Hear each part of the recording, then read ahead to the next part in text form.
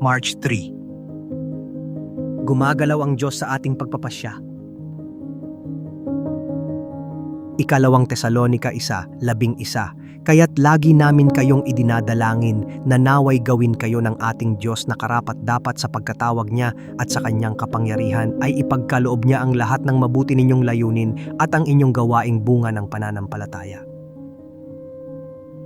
Ang paghanap ng kapangyarihan ng Diyos upang matupad ang ating mabubuting pasya ay hindi nangangahulugang hindi na tayo tunay na nagpapasya o na hindi na natin ginagamit ang ating sariling disiplina at kalooban.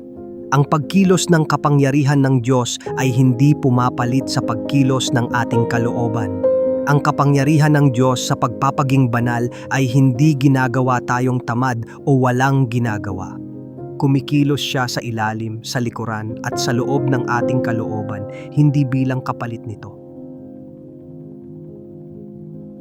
Ang ebidensya ng kapangyarihan ng Diyos sa ating buhay ay hindi ang pagkawala ng ating pagnanais gawin ang tama, kundi ang lakas at kagalakan sa ating pagnanais gawin ang kalooban ng Diyos.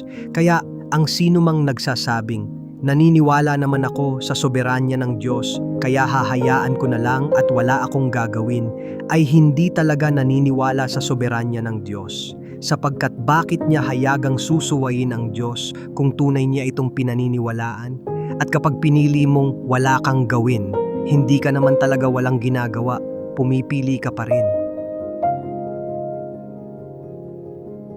Ang pagpiling huwag gumawa ng tama ay tunay at aktibong pagpapasya. At kung ganyan mo hinaharap ang kasalanan at tukso, yan ay hayagang pagsuway. Utusang-utos tayo na lumaban sa mabuting pakikipagbaka. Unang Timoteo 1:18, labanan ng dyablo, Santiago 4:7, pagsumikapan ng kabanalan, Hebreo 12:14, at patayin ang masasamang gawa ng laman, Roma 8:13. Sinasabi ng ikalawang Tesalonica Kabanata 1:11 na ang kapangyarihan ng Diyos ang magpapatupad ng ating mabubuting pasya at mga gawaing bunga ng pananampalataya. Ngunit hindi nito binubura ang kahulugan ng pagpapasya at paggawa. Bahagi ng pagiging karapat-dapat sa pagkatawag ng Diyos ay ang aktibong pakikilahok ng ating kalooban sa paggawa ng katuwiran. Kung may kasalanang hinahayaan mong manatili sa iyong buhay o kung lagi mong ipinagpapaliban ang paggawa ng mabuti dahil naghihintay ka ng kusang pagbabago, lalo mo lamang pinalalala ang iyong pagsuway. Hindi kikilos ang Diyos sa ating kalooban nang hiwalay sa paggamit natin ng ating kalooban. Ibig sabihin, sa pamamagitan ng mabubuting pasyang ginagawa natin.